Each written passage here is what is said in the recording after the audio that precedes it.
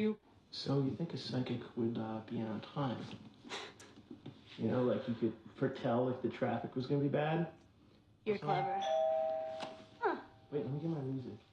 Don't you even think about turning that on.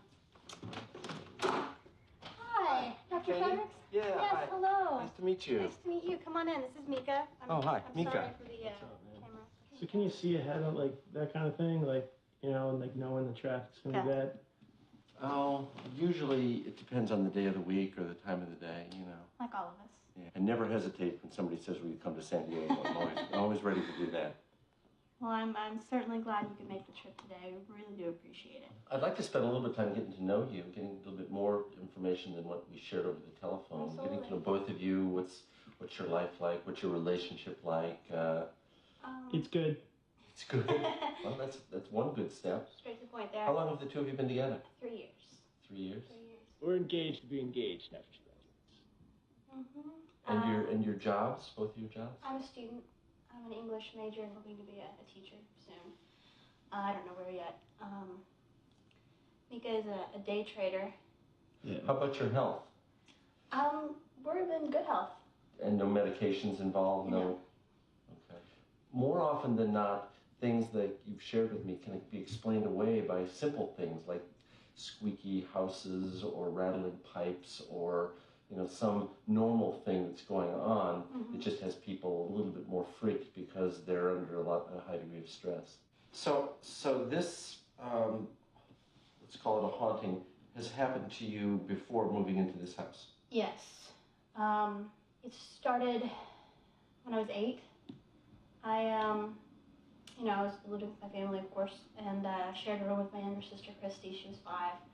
And at that time, we both experienced whatever it was. I would feel the breathing, it would wake me up, and I would wake her up, and I would see the, I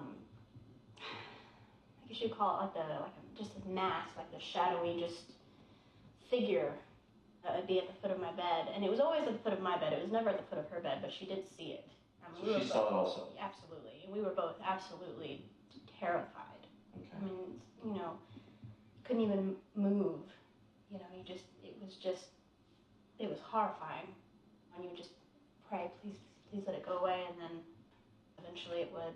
So this happened for a while in our first house, and then there was a fire. We managed, everyone got out, no one was hurt, thank goodness, but we lost everything. So we moved. Was it ever determined what caused the fire? No. Okay. And I'm not saying it had to do with the haunting stuff. I'm not saying that at all. I don't know what it was. Did the fire department do any investigation of the causes of the fire? I don't know if there was like a criminal investigation, but I know that they really tried to figure out what was the cause, and they couldn't. Okay. It wasn't electrical or anything, simple like that.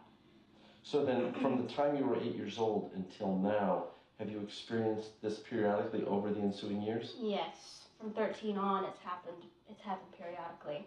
Over the past few weeks, things have started happening again. So when you tell me that it's moved from where you were living when you were 8, again when you were living someplace else when you were 13, and now here, it seems to me that that's what we're dealing with. Something that's basically connected to you.